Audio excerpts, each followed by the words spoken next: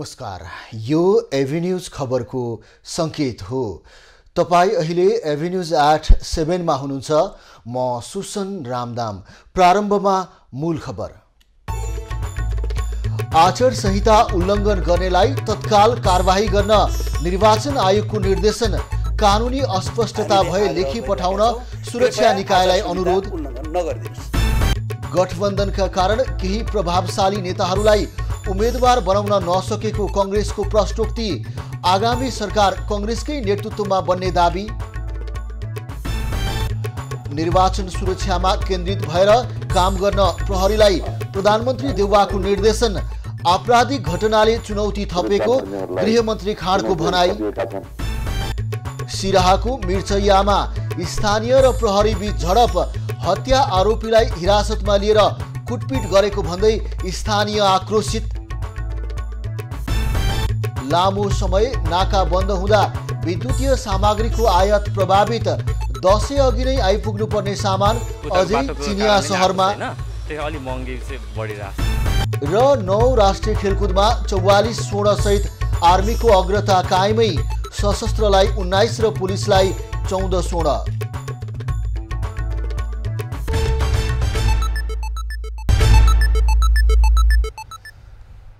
अब खबरको सिलसिला प्रारम्भ गरौं निर्वाचन आयोगको निर्देशन सम्बन्धी प्रसङ्गबाट। निर्वाचन आयोगले निर्वाचन आचार संहिता उल्लङ्घन गर्नेलाई तत्काल कारबाही गर्न प्रमुख जिल्ला अधिकारीहरूलाई निर्देशन दिएको छ। आज गृह मन्त्रालयमा देशभरका प्रमुख जिल्ला अधिकारीहरूसँगको भर्चुअल बैठकमा निर्वाचन आयोगका आयुक्त रामप्रसाद भण्डारीले आचार संहिता उल्लङ्घन गरेको पाइए तत्काल कारबाही गर्न निर्देशन दिएका हुन्।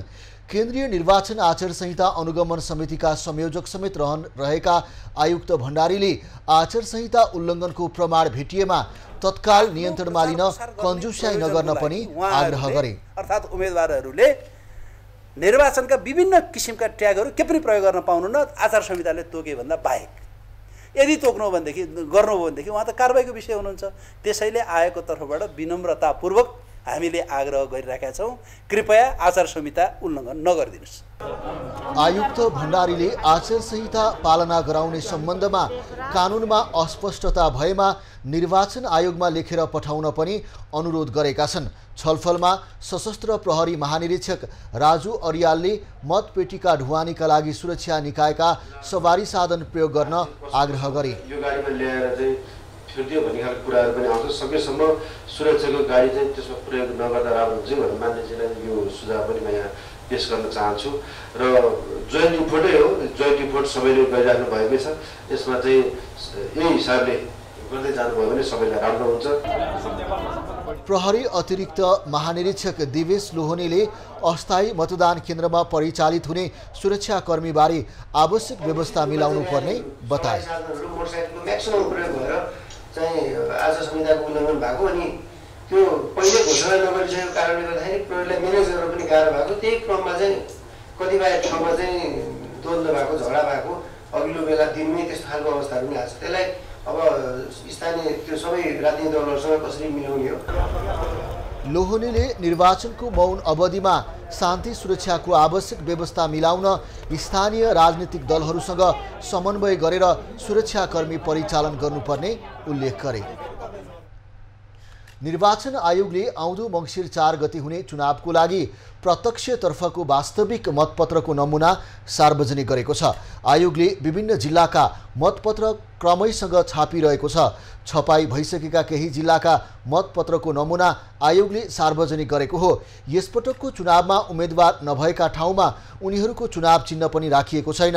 आयोगले सबै क्षेत्रको लागि छुट्टा-छुट्टै मतपत्र छाप्ने तयारी गरेको छ। प्रत्यक्षतर्फको मतपत्र सेतो पृष्ठभूमिमा विवरण र निर्वाचन चिन्ह रातो रङको हुनेछ। आयोगका अनुसार प्रदेश र प्रतिनिधि सभाको प्रत्यक्षतर्फ करिब 4 करोड मतपत्र छापिनेछ। यो पटक समानुपातिकतर्फ 4 करोड 55 लाख मतपत्र छापिएका छन्। नेपाली कांग्रेसले आगामी निर्वाचनका लागि आफ्नै पार्टीका प्रभावशाली नेताहरूले टिकट नपाउनुको कारण गठबन्धन रहेको जनाएको छ। आज पार्टी केन्द्रीय कार्यालय सानेपामा आयोजित पत्रकार सम्मेलनमा कांग्रेस प्रवक्ता प्रकाश शरण महतले गठबन्धनका नेताहरूलाई मिलाएर जानुपर्दा पार्टीभित्रका केही प्रभावशाली नेताहरूलाई आगामी निर्वाचनको लागि टिकट दिन नसकिएको बताएका हुन्। प्रवक्ता महतले आगामी गठबन्धन सरकार पनि नेपाली कांग्रेसको नेतृत्वमा बन्ने बताए। नेपाली कांग्रेसको नेतृत्वमा सरकार बनाउने, गठबन्धनको सरकार बनाउने, लोकतन्त्रलाई संस्थागत गर्ने र एउटा लोकतान्त्रिक संस्कृतिलाई जीवन पद्धति बनाउने नै नेपाली कांग्रेस पार्टीको लक्ष्य हो। यसैको लागि हामी निरन्तर लागिरहेका छौँ। प्रवक्ता महतले पार्टीमा अहिले सबै पक्षहरू सन्तुष्ट रहेको दाबी गर्दै अहिले सहमतिमा नै निर्वाचनमा गठबन्धन जिताउन लागि परेको बताए। गठबन्धन सरकारले आगामी निर्वाचन जितेको खण्डमा कुनै पनि नेपाली नागरिक आर्थिक अभावका कारण शिक्षा र स्वास्थ्यको आधारभूत अधिकारबाट वञ्चित हुन नदिने उनको भनाइ छ। देशभर निर्वाचनको माहौल चलिरहँदा हामीले नवलपरासी पश्चिममा मतदातालाई उम्मेदवारबाट के अपेक्षा गर्नुभएको छ भनेर सोधेका छौँ। उनीहरूको धारणा आजको हामीलाई भन्नु छ।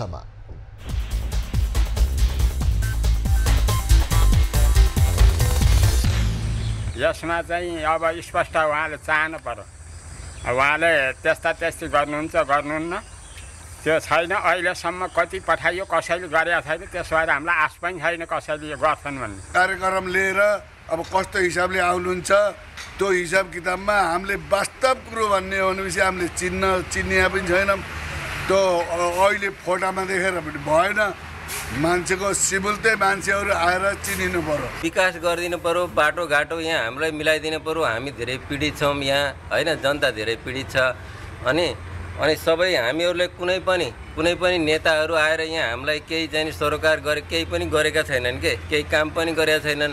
ऊ एउटा धनी प्रतिष्ठित व्यक्ति हो, उसले भ्रष्टाचार गर्दैन, त्यो भन्ने जुन छ त्यसको ठ्याक्क भएर यहाँको विकास बाटोसाटो पिच भइदियो भने जनताले जोसुकैलाई स्वागत गर्छ।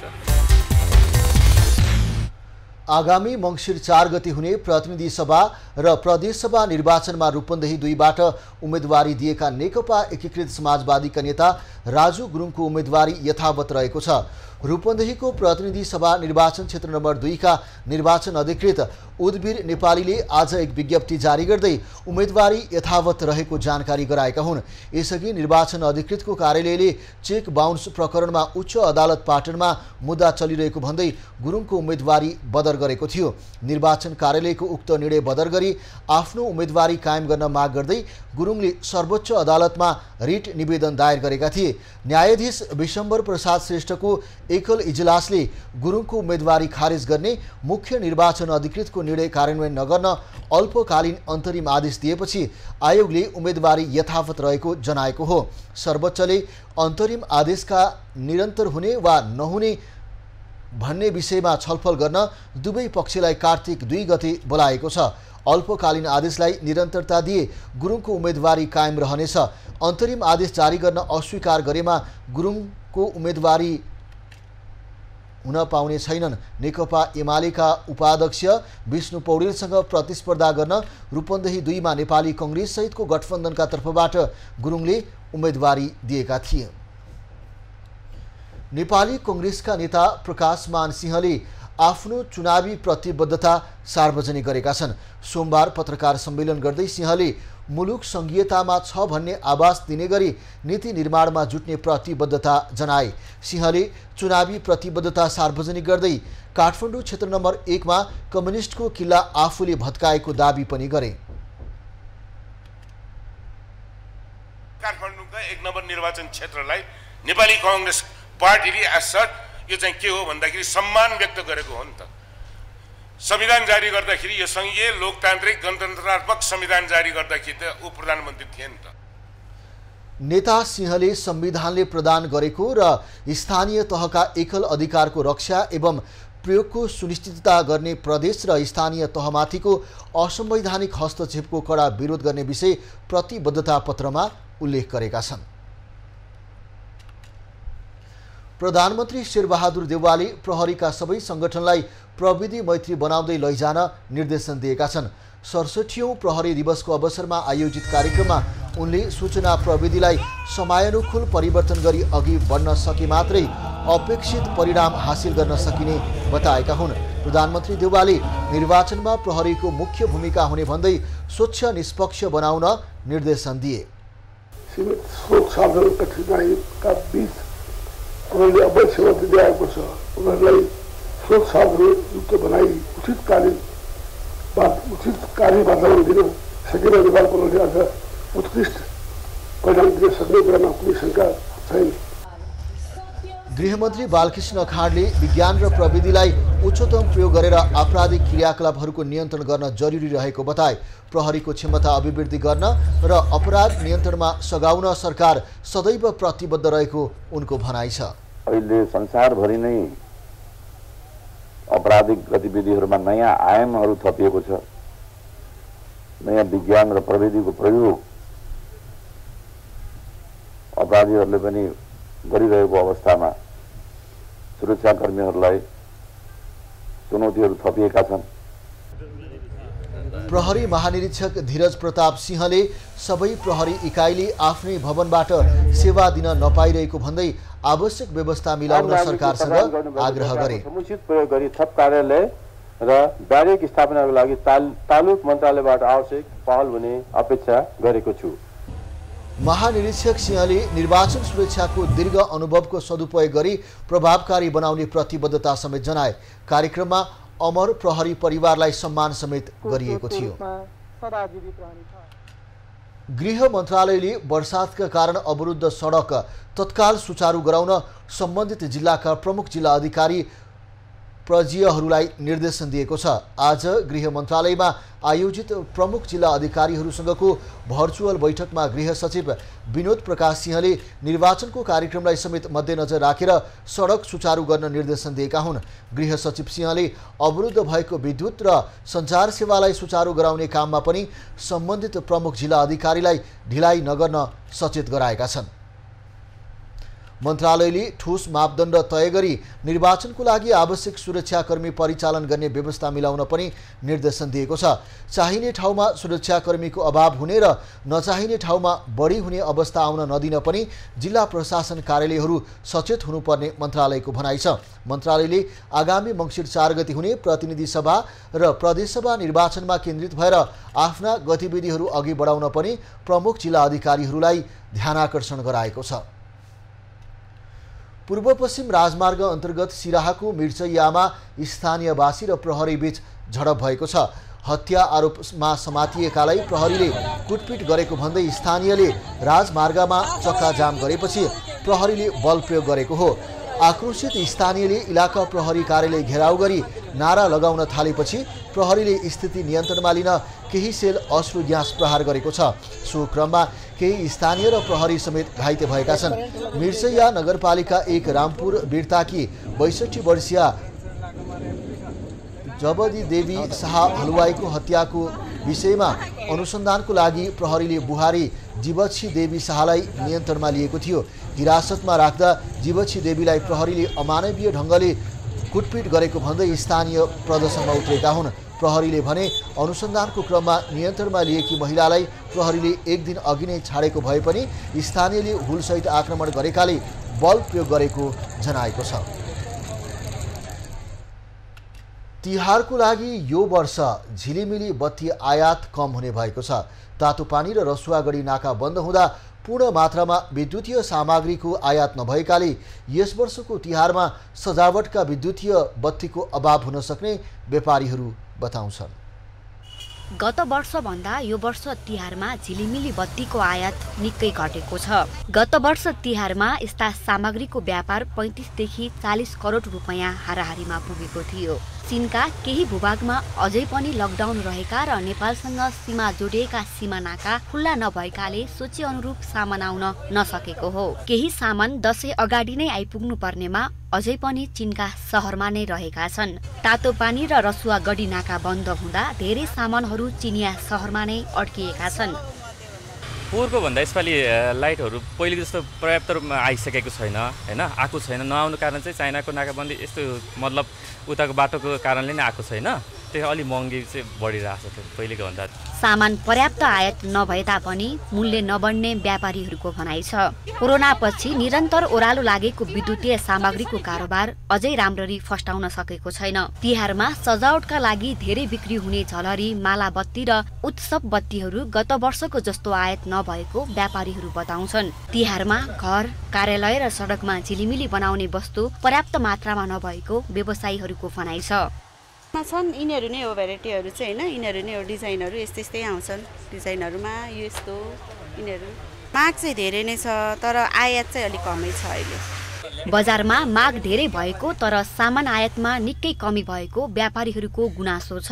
मुख्य सिजनमा नै सामान बिक्री गर्न नपाउँदा कारोबार कम हुनेमा उनीहरू चिन्तित छन्। जतिसक्दो चाँडो सीमाको समस्या हल गर्न सरकार लाग्नुपर्ने व्यापारीहरूको धारणा छ। क्यामेरामा सुरेश रजकका साथमा पविना शिवाकोटीको रिपोर्ट।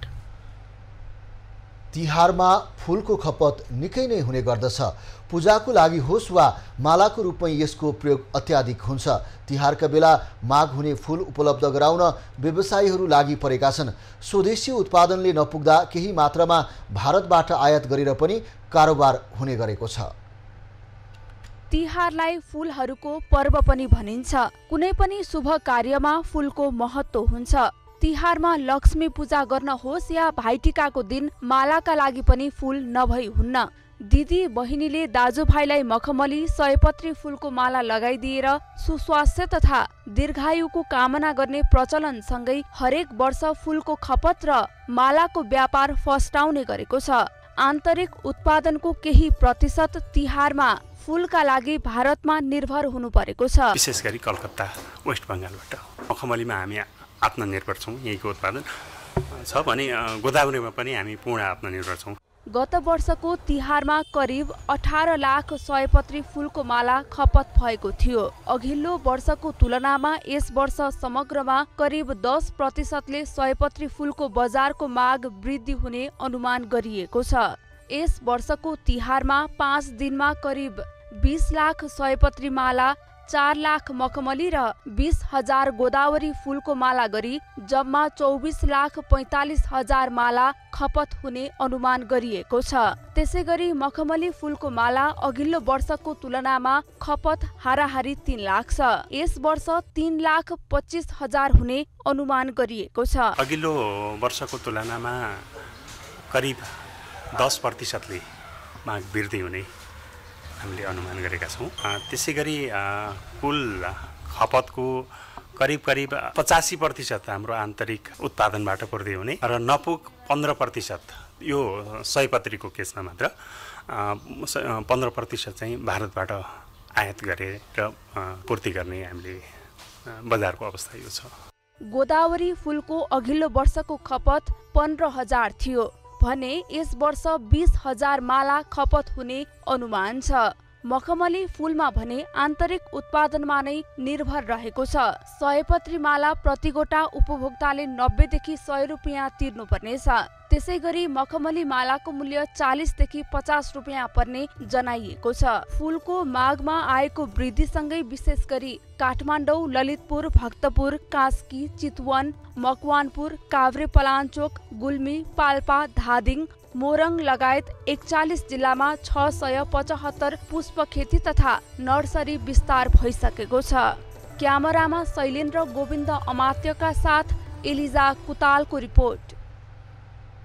खबरको सिलसिला अझै जारी छ, हामी सँगै रहनुहोला। अब बाँकी खबर। मानवशास्त्री ओम गुरुङको 68 वर्षको उमेरमा निधन भएको छ। गुरुङको हरिसिद्धि क्यान्सर अस्पतालमा उपचारका क्रममा आज दिउँसो निधन भएको हो। केही समय अघि उनलाई क्यान्सर देखिएको थियो। नेपाल आदिवासी जनजाति महासङ्घका पूर्व महासचिव समेत रहेका गुरुङ हाल नेकपा क्रान्तिकारी माओवादीको सल्लाहकार समितिको अध्यक्ष थिए। त्रिभुवन विश्वविद्यालयमा 36 वर्ष अध्यापन गरेका गुरुङ 12 वर्षसम्म समाजशास्त्र तथा मानवशास्त्र विभागका प्रमुख रहेका थिए। उनको जन्म 2011 माघ 29 मा बागलुङको ताराखोलामा भएको थियो। उनले 1996 मा अमेरिका कोर्नेल विश्वविद्यालयबाट मानवशास्त्रमा विद्या वारिधि गरेका थिए। गुरुङको श्रीमती, एक छोरा र 2 छोरी रहेका छन्। ललितपुर स्थित सानेपा स्टार अस्पतालले डोनर कलेजो प्रत्यारोपण सुरु गर्ने तयारी थालेको छ। स्टार अस्पतालले आज एक कार्यक्रमको आयोजना गरी अस्पतालमा कलेजो प्रत्यारोपणका लागि काम कारबाही अगाडि बढाएको जनाएको हो। अङ्ग प्रत्यारोपणलाई निजी क्षेत्रमा पनि विकास गर्ने उद्देश्यले अस्पतालले कलेजो प्रत्यारोपणको काम अगाडि बढाएको जनाएको छ। अस्पतालले प्रत्यारोपणका लागि आवश्यक पूर्वाधार तयारी गरिसकेको र यसबारे सरकारी निकायमा समेत लाइसेन्सको लागि निवेदन दिइसकेको जनाएको छ। मैले यो भन्न खोजेँ होइन कि पैसा मात्र बनाउने हो कि स्टार हस्पिटलको त्यो उद्देश्य होइन, र सरकारसँग हामी चाहिँ पब्लिक प्राइभेट पार्टनरसिपमा गएर जनतालाई एउटा सहज रूपमा अङ्ग प्रत्यारोपणको जुन हाम्रो प्रविधि छ त्यो उपलब्ध गराउने हाम्रो त्यही। स्टार अस्पतालले कलेजो प्रत्यारोपण सुरु गर्ने उद्देश्यले सोमबार कलेजो रोग विशेषज्ञ तथा कलेजो प्रत्यारोपण सर्जनहरूसँग छलफल तथा अन्तर्क्रिया समेत गरेको छ। साथै अङ्ग प्रत्यारोपणको लागि सरकारसँग सहकार्य गर्ने समेत जनाएको छ। साथै कार्यक्रममा एउटा डोनर कलेजोबाट 2 जना व्यक्तिलाई जीवनदान दिन सकिने भएकाले कलेजो लगायत अन्य अङ्ग प्रत्यारोपण निकै महत्त्वपूर्ण भएको चिकित्सकहरूले औँलाएका छन्। अङ्ग प्रत्यारोपण क्षेत्रमा कलेजो प्रत्यारोपण जटिल प्रत्यारोपणभित्र पर्ने गर्दछ। 2073 मङ्सिर 16 गते नेपालमा अङ्ग प्रत्यारोपण नियमित तथा निश्चित नियमावली पारित भएपछि नेपालमा पनि कलेजो प्रत्यारोपणको बाटो खुला भएको थियो। नेपालमा सहरी जनसङ्ख्या तीव्र गतिमा बढेको पाइएको छ। विश्व बसोबास दिवसका अवसरमा सहरी विकास मन्त्रालयले आज काठमाडौँमा आयोजना गरेको कार्यक्रममा नेपालमा कुल जनसङ्ख्याको 66.08% सहरी क्षेत्रमा बसोबास गर्ने गरेको तथ्याङ्क सार्वजनिक गरिएको हो। सहरीकरणसँगै भौगोलिक रूपमा विकट र प्राकृतिक विपदको उच्च जोखिमयुक्त क्षेत्रमा बस्ती स्थानान्तरणमा पनि चुनौती देखिएको मन्त्रालयले जनाएको छ। हाम्रो एउटा अहिलेको जुन करेन्ट अर्बन डिजाइनका जुन कुराहरू छन् त्यसमा पनि हामीले अलिकति रिभिजिट गर्नुपर्ने हुन्छ र इन्फ्रास्ट्रक्चर जुन मैले पहिले बताइसकेँ र पोलिसिजहरू जुन छन् अर्बन पोलिसी जुन हामीले रिभिजिट गर्दै विभिन्न पोलिसिजहरूलाई हामीले रिभिजिट गर्नुपर्ने हुन्छ। मन्त्रालयले सहरीकरण व्यवस्थित गर्न स्मार्ट सिटी निर्माणको काम जारी राखेको जनाएको छ। संविधानले समावेशी विकासको अवधारणा अवलम्बन गरेकाले स्मार्ट सिटी र नयाँ सहरहरूमा ती कुराहरू समेट्ने मन्त्रालयको योजना छ। समावेशी सहर बस्तीको आवश्यकता सबैको साझा प्रतिबद्धता भन्ने नाराका साथ यो पटक विश्व बसोबास दिवस मनाइएको हो। प्रधानमन्त्री शेरबहादुर देउवाले गरिबी निवारण नीति 15औं योजना दिगो विकास लक्ष्य सार्क तथा बिमस्टेक गरिबी निवारण कार्य योजना अन्तर्गत गरिबी निवारणका कार्यक्रम अगाडि बढाइरहेको बताएका छन्। 30औं अन्तर्राष्ट्रिय गरिबी निवारण दिवस 2022 को अवसरमा आज शुभकामना मन्तव्य दिँदै प्रधानमन्त्री देउवाले सरकारले 2087 सम्ममा गरिबीको रेखामुनि रहेको जनसङ्ख्या 5% भन्दा तल र 2100 सम्ममा शून्यमा झार्ने लक्ष्यले गरिबी निवारण सम्बन्धी विभिन्न कार्यक्रम कार्यान्वयन गरिरहेको बताएका हुन्। नेपाल 2083 मा अति कम विकसित मुलुकबाट स्तरोन्नति हुने र 2087 भित्रै दिगो विकासका लक्ष्य प्राप्त गरी नेपालीको आय स्तरमा सुधार भई मध्यम आय स्तरमा भएको मुलुकमा रूपान्तरित हुने अपेक्षा राखिएको छ। नेपाल सरकारले गरिबी निवारणका लागि सहकारी क्षेत्रलाई एउटा प्रमुख माध्यम बनाई यसलाई उद्यमशीलता उत्पादन र रोजगारीसँग आबद्ध गर्ने नीति लिएको प्रधानमन्त्री देउवाको भनाइ छ। दाङको तुलसीपुर उपमहानगरपालिका 13 मा भएको बालबालिकाको हत्याको अनुसन्धानको लागि प्रहरीले 5 जनालाई नियन्त्रणमा लिएको छ। 27 गते हराएका 2 बालबालिका आइतबार दिउँसो मृत अवस्थामा फेला परेपछि प्रहरीले अनुसन्धानको लागि 14-15 वर्षका बालकहरूलाई नियन्त्रणमा लिएर अनुसन्धान सुरु गरेको हो। पक्राउ परेका बालकहरूलाई इलाका प्रहरी कार्यालय तुलसीपुरको हिरासतमा राखिएको छ। प्रहरी घटनाको नजिक पुगेको छिट्टै पत्रकार सम्मेलन गरेर जानकारी दिने बताइएको छ। असोज 27 गते साँझ घरबाटै हराएका 15 वर्षका शरद आचार्य र 14 वर्षकी रोशनी महतराको शव आइतबार जंगलमा गाडिएको अवस्थामा फेला परेको हो। तुलसीपुर उपमहानगरपालिका 13 को दमार गाउँ जंगलमा सोही ठाउँका 2 बालबालिकाको शव गाडिएको अवस्थामा फेला परेका हुन्। सहरमा कुकुर पाल्नेको संख्या बढ्दै गएपछि डग होस्टेलको प्रचलन बढ्दो क्रममा देखिएको छ। यस्ता होस्टेलहरूमा कुकुरलाई राख्ने मात्र होइन विभिन्न किसिमका तालिम समेत दिने गरिएको छ। हामीले बालबालिका र विद्यार्थीका लागि होस्टेल सञ्चालन भएको त सुनेका छौँ, तर पछिल्लो समय कुकुर पाल्ने प्रचलनसँगै सहरी क्षेत्रमा डग होस्टेलको प्रचलन पनि बढ्दो छ। यस्ता होस्टेल जहाँ कुकुरहरूलाई राख्ने मात्र होइन, उनीहरूलाई तालिम पनि दिइने गरिन्छ। होस्टेलमा कुकुरहरूलाई राख्नु अगाडि उनीहरूलाई खुवाउने खाना र स्याहार गर्ने तरिकाका बारेमा जानकारी लिइन्छ। होस्टेलमा कुकुरको आहार, वर्ग, व्यवहार हेरेर छुट्याएर राखेर विभिन्न किसिमका तालिम समेत प्रदान गरिन्छ। फर्म भर्न लाउँछौँ अफिसको। फर्ममा चाहिँ डगको सबै डिटेल्सहरू, ओनरको डिटेल्सहरू, अनि कुकुरलाई उहाँहरूले कसरी खुवाइराख्नु भएको छ, घरमा के अनुसारको टाइममा कुन टाइममा दिइराख्नु भएको छ, के खाना दिइराख्नु भएको छ, त्यही अनुसारको चाहिँ उहाँहरूले फर्ममा फिलअप गर्नु भइसकेपछि चाहिँ हामीले त्यही अनुसारको चाहिँ खाना दिन्छौँ। कुकुरलाई राख्नका लागि समयको हिसाबले होस्टेलले शुल्क लिने गर्छन्। कुकुरलाई समयअनुसार उपचार र खेल्नका लागि ठाउँको व्यवस्था समेत होस्टेलहरूमा हुने गरेको छ। दसैँ तिहारको समयमा धेरै मानिसहरू टाढा जाने भएकाले होस्टेलमा कुकुर राख्नेको सङ्ख्या धेरै हुन्छ। कुकुर पाल्नेको सङ्ख्या बढे पनि कुकुरलाई स्याहार गर्ने कुरा धेरैलाई जानकारी नहुने भएकाले यस्ता केन्द्रले कुकुर धनीलाई धेरै सहयोग गर्ने गरेका छन्। होस्टेल सञ्चालकहरू भने आर्थिक लाभभन्दा पनि सचेतनाका लागि यो काम थालेको दाबी गर्छन्। डगको कारणले खाने, डगको कारणले बस्ने, डगको कारणले सबै चिज गर्ने, तर डगको लागि केही पनि नगर्ने, खालि प्रडक्ट बेच्ने। बेचिहाल्छ यिनीहरूले, सानो कन्ट्री छ, सानो ठाउँ छ भनेर उहाँहरूले गर्नुपर्ने चिज हामीले गर्नु परिरहेको छ क्या। जस्तै डगको तपाईँको वेलफेयरको कुरा आउँछ, अनि तपाईँको जस्तै डग सो नै भयो, डग सो गर्दा तिमीलाई फाइदा हुन्छ भन्ने कुराले गर्दा, तर यसको फाइदाको लागि हामीले गरेका होइन, यो त सबै कुरा एवेरनेसको लागि। धेरै समय घर बाहिर रहनु पर्दा, चाड मनाउन टाढा जानु पर्दा र घरमा कुनै सदस्यलाई कुकुर मन नपरेको अवस्थामा सर्वसाधारणले कुकुर होस्टेलमा ल्याउने गर्छन्। होस्टेलमा 1 दिन, 7 दिन, 1 महिना अनि लामो समयसम्म पनि कुकुर राख्ने गरिन्छ। होस्टेलमा स्वास्थ्य परीक्षण, विभिन्न रोग विरुद्ध खोप र तालिम पनि दिने गरिन्छ। होस्टेल सञ्चालकहरूले कुकुर स्याहारबारे सचेतना बढाउन निकट भविष्यमै डग सो समेत गर्न लागेका छन्। क्यामेरामा कुमार मानन्दरका साथ निरु नगरकोटीको रिपोर्ट। बैंक तथा वित्तीय संस्थाहरूले ब्याज बढाएको विरोधमा रूपन्देहीका उद्योगी व्यवसायीहरूले प्रदर्शन गरेका छन्। बैंक तथा वित्तीय संस्थाहरू आफू मोटाउने र उद्योगी व्यवसायीलाई समाप्त पार्ने गरी ब्याजदरमा चर्को वृद्धि गरेको भन्दै रूपन्देहीमा क्रियाशील उद्योग वाणिज्य सङ्घहरूले बुटोलमा प्रदर्शन गरेका हुन्। मुलुकको अर्थतन्त्रको मेरुदण्डको रूपमा रहेको उद्योग व्यवसायलाई बचाउनको लागि बैंकको ब्याजदर 1 अङ्कमा सीमित गर्नुपर्ने उद्योगी व्यवसायीको माग छ।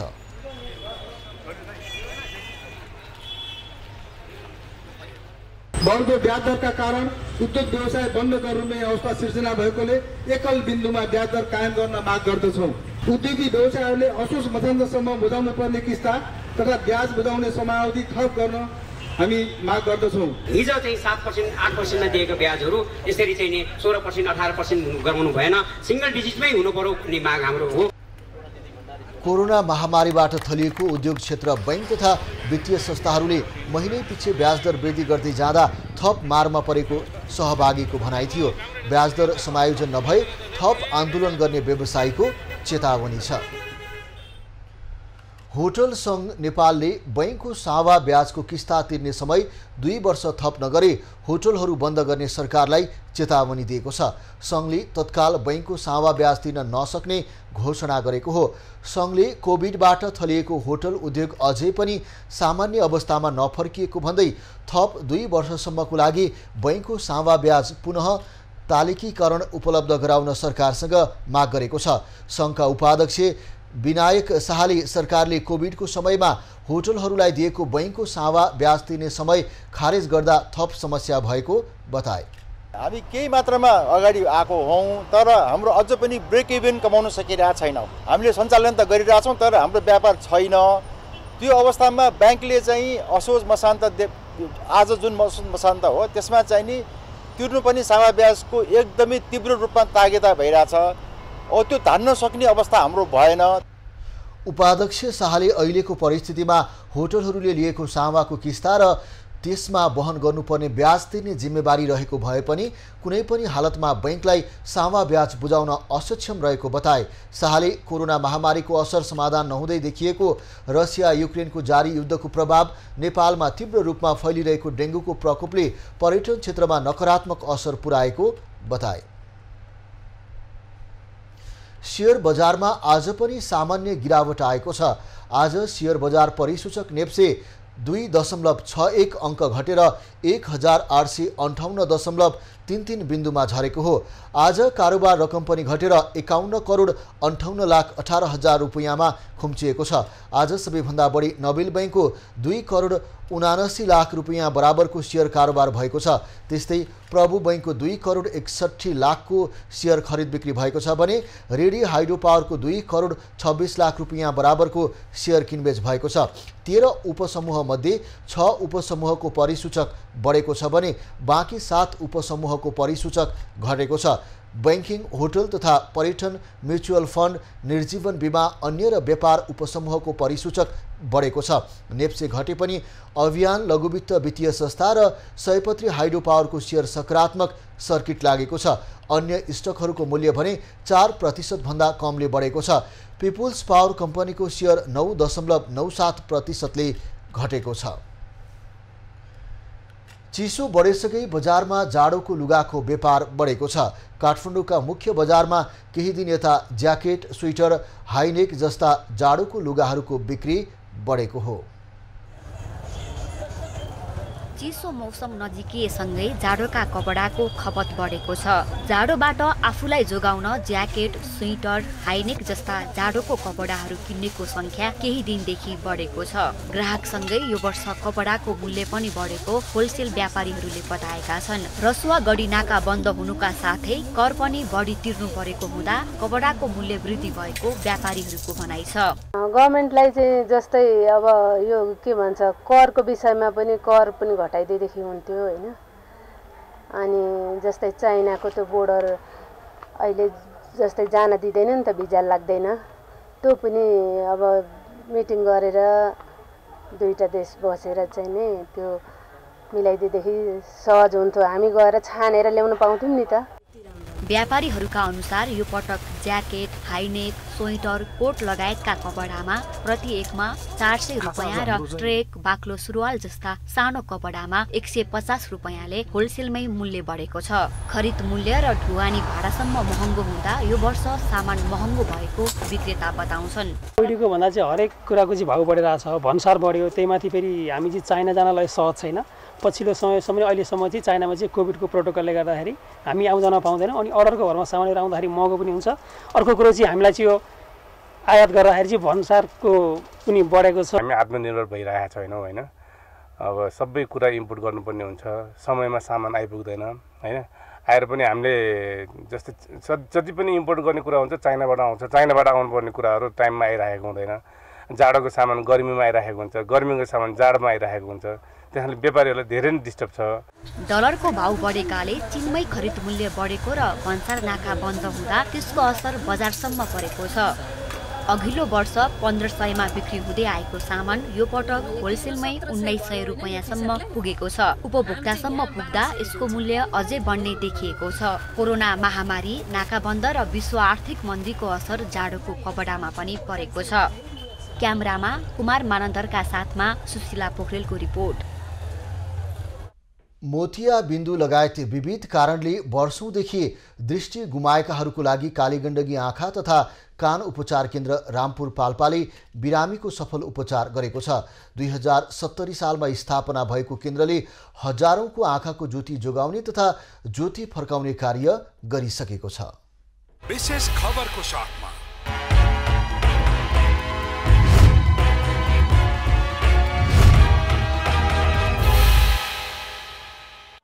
जापानिज नागरिक काजु मासाक ओकीबाजे क्लब र स्थानीयको संयुक्त पहलमा रामपुरमा स्थापना भएको कालीगण्डकी आँखा तथा कान उपचार केन्द्र गण्डकी बेसी क्षेत्रका नागरिकका लागि वरदान साबित भएको छ। पाल्पा, स्याङ्जा, तनहुँ र नवलपुर क्षेत्रका स्थानीयलाई मध्यनजर गर्दै ज्योति पुञ्ज युवा क्लबको सक्रियतामा सुरुवातमा 2 महिनाको अन्तरालमा मोतिया बिन्दुको अपरेसन सहित आँखा जाँच शिविर सञ्चालन हुँदै आएको थियो। यस्तै थाहा पाएर आँखा बनाउँदाखेरि अलिअलि यसो ईश्वरलाई पनि देख्दैछु अहिले मैले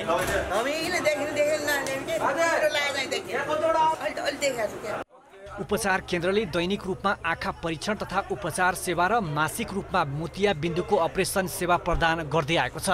दैनिक रूपमा आँखा जाँच, चस्मा जाँच र साथसाथै चाहिँ यो कानको सेवा पनि हामीले थप गरेका छौँ र हामीले चाहिँ मासिक रूपमा चाहिँ प्रत्येक महिनाको 28 गते चाहिँ हाम्रो चाहिँ लुम्बिनी नेत्र विज्ञान अध्ययन संस्थान भएर तथा चाहिँ पाल्पा लायन्स लागु आँखा अस्पतालको चाहिँ संयुक्त आयोजना र उहाँको विशेषज्ञबाट चाहिँ हामीले चाहिँ शल्यक्रिया गर्दै आएका छौँ। स्वास्थ्य बीमा लागू भएसँगै उपचार केन्द्रमा दैनिक 50 देखि 60 जना उपचारका लागि पुग्ने गरेका छन् भने मासिक 25 देखि 30 जनाको आँखाको अपरेसन हुने गरेको छ। 171 जनाको चाहिँ हामीले चाहिँ शल्यक्रिया गर्यौँ र अहिले हाम्रो हाल आएर यस उपचार केन्द्रमा चाहिँ दैनिक रूपमा चाहिँ 50 देखि 60 जना चाहिँ बिरामी चाहिँ हामीले सरदरमा आउने गर्नुहुन्छ। शल्यक्रिया सेवाका लागि नेपाल नेत्रज्योति सङ्घ लुम्बिनी, नेत्र विभाग अध्ययन संस्थान भैरवा र पाल्पा लायन्सको आँखा अस्पताल तानसेनले प्राविधिक सहयोग गर्दै आएको छ। स्तर उन्नति गर्दै जाने र अब यो उपचार केन्द्रबाट हामीले सर्जिकल सेन्टरबाट प्राइमरी आई हस्पिटलको रूपमा विकास गर्दै हस्पिटल बनाउने हाम्रो यो समितिको लक्ष्य रहेको छ। उपचार केन्द्रले बिरामीको संख्या बढ्दो क्रममा रहेकाले दैनिक अपरेसन सेवा सञ्चालनका लागि अस्पतालको रूपमा विकास गर्ने लक्ष्य लिएको छ। इमान सिंह राणा, पाल्पा।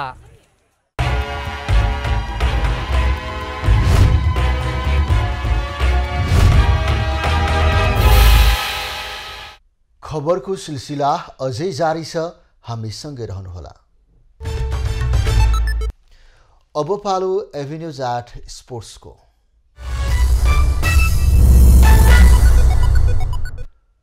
नौ राष्ट्रिय खेलकुद अन्तर्गत एथलेटिक्सको पुरुष 3000 मिटर स्टिफल चेजमा कर्णालीका दुर्गाबहादुर बुढाले राष्ट्रिय कीर्तिमानसहित स्वर्ण पदक जितेका छन्। पोखरा रङ्गशालामा आज भएको खेलमा निर्धारित दूरी 8 मिनेट 55.19 सेकेन्डमा पुरा गर्दै दुर्गाले स्वर्ण जितेका हुन्।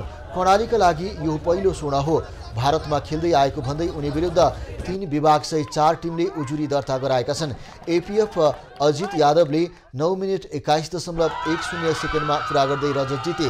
आर्मीका सुभाष कार्कीले 9 मिनेट 22.15 सेकेन्डमा पुरा गर्दै कांस्य पदक हात पारे।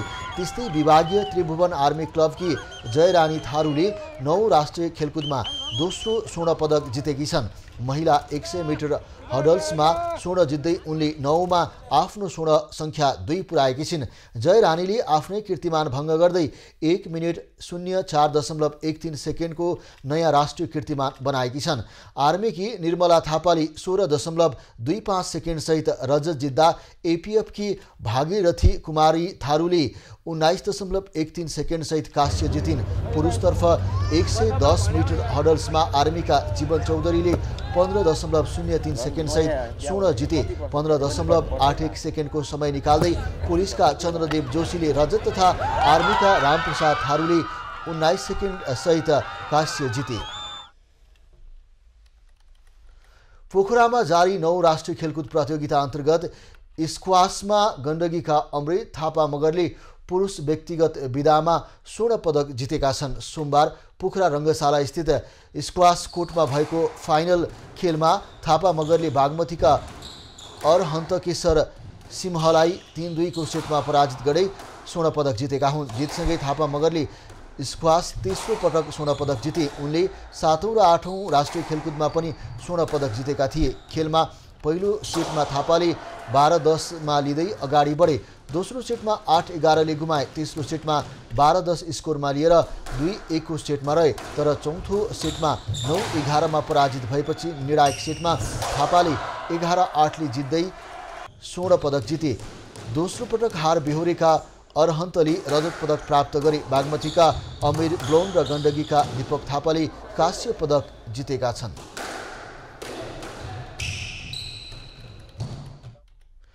नौ राष्ट्रिय खेलकुदको एथलेटिक्स डिस्कस थ्रो इभेन्टमा त्रिभुवन आर्मी क्लब र लुम्बिनी प्रदेशले स्वर्ण पदक जितेका छन्। पुरुषतर्फ आर्मीका चित्रबहादुर ओली र महिलातर्फ लुम्बिनीका सङ्गीता अधिकारीले स्वर्ण पदक जितेका हुन्। चित्रबहादुरले 38.48 मिटर र सङ्गीताले 35.10 मिटर थ्रो गर्दै स्वर्ण पदक जितेका हुन्। पुरुषतर्फ नेपाल पुलिसका पुष्कल खड्काले रजत र सुदूरपश्चिम प्रदेशका हेमन्त पालले कांस्य पदक जिते। खड्काले 31.75 मिटर र पालले 31.10 मिटर थ्रो गरे। महिलातर्फ सशस्त्र प्रहरी बल एपीएफ की जीत कुमारी महतोली रजत जितिन्। उनले 33.60 मिटर थ्रो गरिन्। त्रिभुवन आर्मी क्लब की मिलन बुढामगरले 32.35 मिटर थ्रो गर्दै कांस्य पदक जितिन्। अब पालो खास खास खबरको।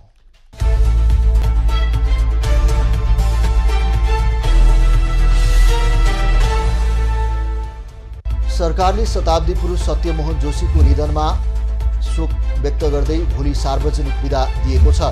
गृह मन्त्रालयका प्रवक्ता फणेन्द्र मणि पोखरेलले आज एक विज्ञप्ति जारी गरी देशभर सार्वजनिक विदा दिने निर्णय भएको जानकारी दिएका हुन्। जोशीको आइतबार 103 वर्षको उमेरमा निधन भएको थियो।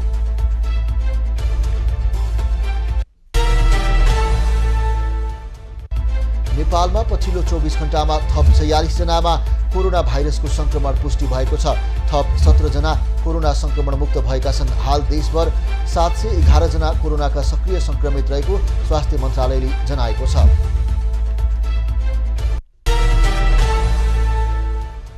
राप्रपाका वरिष्ठ नेता निरञ्जन थापाले सत्ता गठबन्धनका नेताहरूले 2 खर्ब पैसा बोरामा हालेर घरमा लुकाएको आरोप लगाएका छन्।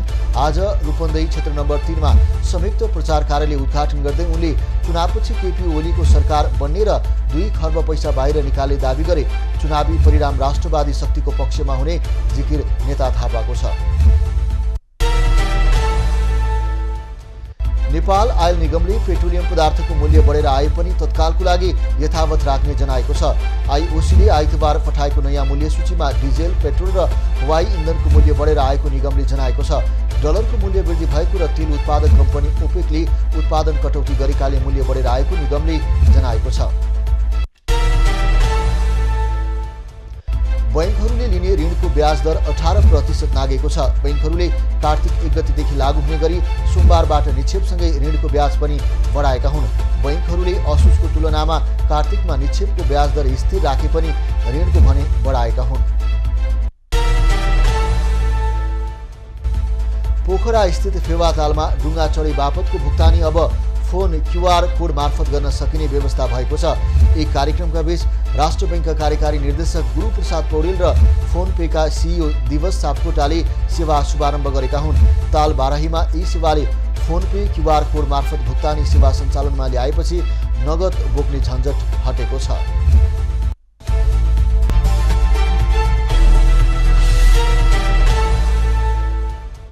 अब पालो एभेन्यूज 8 मौसमको।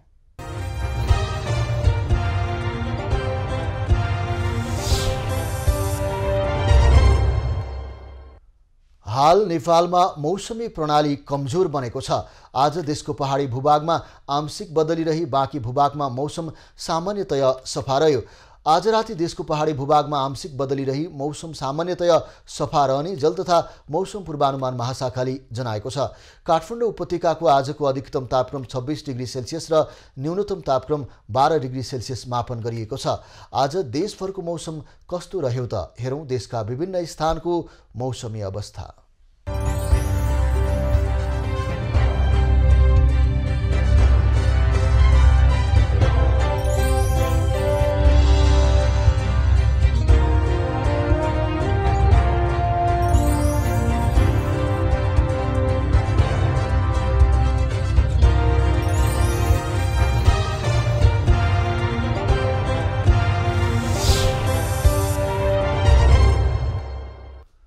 अहिलेलाई खबरको क्रम यति नै। एभेन्यूज खबरका यी सहित अन्य विस्तृत खबरको लागि www.avenews.tv लगइन गर्न सक्नुहुनेछ। युट्युब, फेसबुक र ट्विटरमा पनि हामीलाई फलो गर्न सकिनेछ। खबरभित्रको खबरको लागि हेर्दै रहनुहोला एभेन्यूज खबर। नमस्कार।